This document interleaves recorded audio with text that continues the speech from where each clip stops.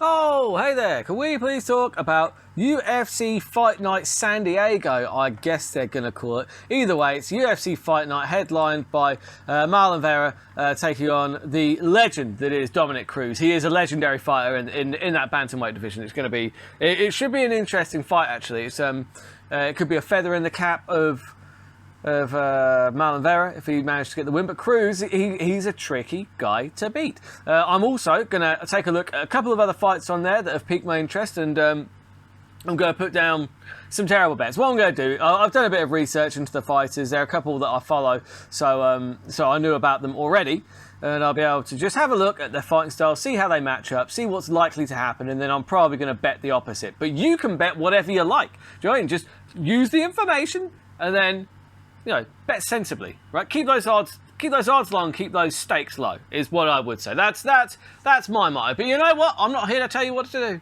You do what you want. Either way, let's get started with the Burt Locker Fights in 15 for UFC Fight Night San Diego.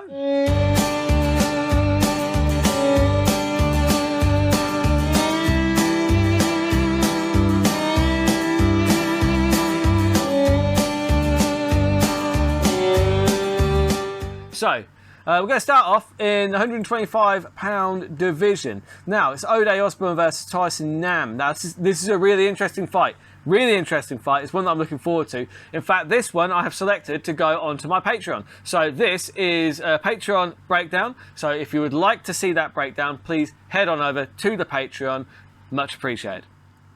Then you've got a really interesting fight. Bruno Silva against Gerald Meerschat. Now, Gerald Meerschat, we know him. He's the guy that got knocked flat against Khamzat Chimaev. But actually, Meerschat he's a very good fighter in his own right. He's just tough and good, man. He's in his submission game is on point. It really is. But let's talk about Silva first. Bruno Silva, you may remember, he had a very good fight with Alex Pereira, who just knocked out Sean Strickland, who's fighting Israel Adesanya, I think in a month or so's time for the middleweight title. The guy who knocked out Israel Adesanya in kickboxing. Now, he had basically an MMA kickboxing match against Bruno Silva. And Bruno Silva gave a really good account of himself. And actually, I bet on Bruno Silva in that fight just because I knew how good Bruno Silva was. I wasn't expecting him to beat Pereira, but I was like, he has as good a chance as anybody. Bruno Silva, go back and watch his back catalogue, man. It's knockouts all over the place. Nasty ones as well. He just has stopping power. Do you know, since 2017, 7 knockout wins for Bruno Silva. 7 knockout wins. Many of those in the first round. Right, until he ran into Alex Pereira. And like I said, he gave a very good account of himself against Pereira. Pereira did not have that fight all his own way, and we know how good Alex Pereira is. So that really speaks volumes to how good Bruno Silva is. I'm a huge fan of Bruno Silva. He's usually the shorter fighter, and he's going to be giving up reach in this one as well. Because when you look at their stats, you've got Bruno Silva, I think he's got a 4-inch reach disadvantage. Let's have a look.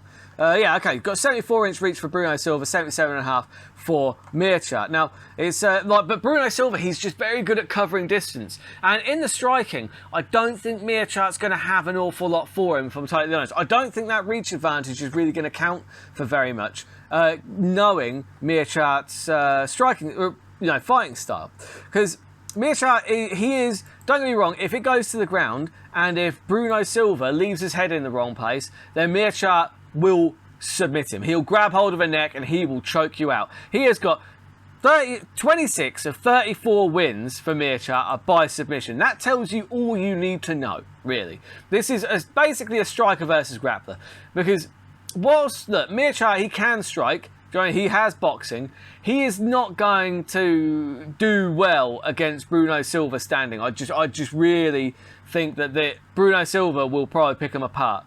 And Bruno Silva, unfortunately, he is a BJJ black belt himself. Although he has 0 submissions, because that's just not what he does. He just likes to go in there and punch people really, really hard and get the knockout. And he usually does. For me, Bruno Silva is going to be far too much for Gerald Meerschat on the feet.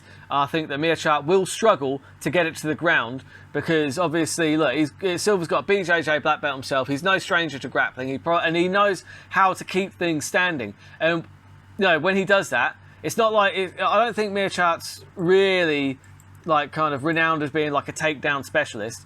But if he does grab hold of a neck, Bruno Silva's in trouble. But I think outside of grabbing hold of a neck and getting a kind of body lock and dragging it down to the ground and maybe finding the submission there, outside of those things, I think that Bruno Silva is going to just be far too much for Gerald Meerschart. So I'm taking Bruno Silva by knockout, and the odds on that are absolute crap as well, if I'm totally honest with you. So yeah, it's like 1.65 something. Yeah, no, that's terrible. I'm not even doing it. It's so terrible. I'm not even doing it. I'm gonna say round number 2 for Bruno Silva, because that's 5.5. So you're getting 4.5 to 1 on that. That's terrible, because honestly, it's more than likely going to be round number 1. Bruno Silva does not waste time when you look at him. But he has a lot of second round finishes as well. And Meerschart is tough. So you know what? I'm going to roll the dice on round number 2 for Bruno Silva. Then you have got Dominic Cruz taking on Marlon Vera versus Dominic Cruz, 135 pounds. Now this is going to be interesting because we haven't seen Dominic Cruz in a little while. But look, let's start with Marlon Vera. Marlon Vera, we've seen him a fair amount, recently.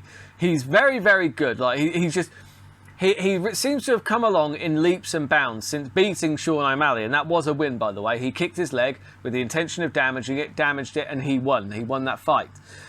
For me, Marlon Vera, he's very good when people kind of engage in like a firefight with him. You saw that with Davey Grant. That was a great fight, but Davey Grant played to Chito's strengths, right?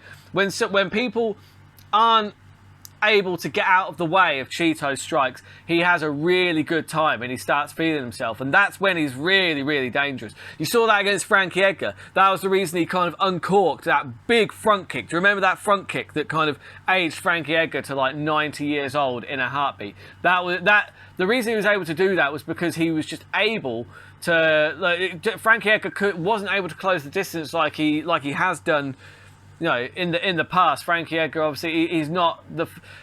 I like Frankie Edgar. He's not the fighter he once was. Like when he was in his prime at lightweight, when he was fighting BJ Penn, it was like he was able to get in and out and jab and cross and just in and out. His boxing and his footwork was so good that he was able to get in and out without getting touched. It doesn't seem like he's quite got that capability anymore, and Chito Vera was able to take advantage of that, and boy did he. And it was a great performance. And as I said, performance against Davey Grant as well, very, very good. Davey Grant made that a real fight, but it did kind of play to Chito's strengths. What worries me here is that someone we did see Vera struggle against was Jose Aldo, because of the footwork and because of the elusiveness. And I would say the worry there is that Dominic Cruz is one of the most elusive fighters with some of the best footwork that the division has ever seen. Let's not forget, Dominic Cruz is not as over the hill as people think. He might not be kind of in title fights at the moment, and he might not be considered for a title, but he's like 17 fights undefeated in non-title fights, as far as I can tell, which to me says, look, when he's outside of the actual the elite of the elite, because you saw him against Henry Cejudo. Henry Cejudo he just clipped him, and some would argue it was an early-ish stoppage. I don't think it was that early, honestly, but he was beaten. He was beaten by the better man, but the better man was Henry Cejudo. Henry Cejudo's ridiculously talented. I'm not saying that Vera is not talented. He absolutely is. But is he on that elite level that your Henry Cejudo is? I don't know if he is. I don't know yet. If he blasts through Dominic Cruz, then maybe an argument could be had for Vera being elite enough to get to that title shot. But my problem here is that as much as I want to see Vera win, I just don't know if he's going to be able to deal with the footwork and just the elusiveness of Dominic Cruz. Dominic Cruz is so sound defensively, and he's able to and he wins that points war every time. His cardio is not being questioned. So I think this one goes 5 rounds, honestly. My actual pick is Dominic Cruz by decision, because they call him the decisionator for a reason. I'm not saying he's boring, like I said, but he's exciting to watch because he's so flawless most of the time. Although, it could be said, as he's getting older, will he miss a step? And it's only half a step that he'll have to miss against Chito Vera. And Chito Vera, he's got the power advantage here. He does. Like that is without question. I think that Chito Vera definitely has the power. I think he's got the reach as well, to be honest. So let me just have a look at their reach. So you've got Dominic Cruz with a 68-inch reach. Yeah, you've got a 70-inch reach for Vera. They're both the same height. The leg reach is quite interesting. You've got a 3-inch leg reach advantage for Chito as well, and he likes to use those low calf kicks, and that could be a weapon to disrupt the movement of Dominic Cruz, because if you hit him with those low calf kicks early and disrupt those and hurt those legs, disrupt that rhythm, then you're going to cause him some real problems, because when Dominic Cruz can't move like Dominic Cruz, if he becomes a static target, then get ready for a highlight reel knockout for Marlon Vera. That could very well be on the cards here. But for me, I am going with Dominic Cruz to pull one out of the bag again. He's undefeated in non-title fights. I'm going with Dominic Cruz to get the decision. He's just going to outwork Vera. He's going to drag him into the deep rounds. And when he does that, putting on the pace, fighting at his pace, not fighting at Vera's pace, fighting at Dominic Cruz's pace, I think that's going to be a real problem for Marlon Vera. So I'm taking Dominic Cruz by decision, 3.75. So when you put those together, you've got O'Day Osborne for just the fight outright, because the odds for the method aren't up yet.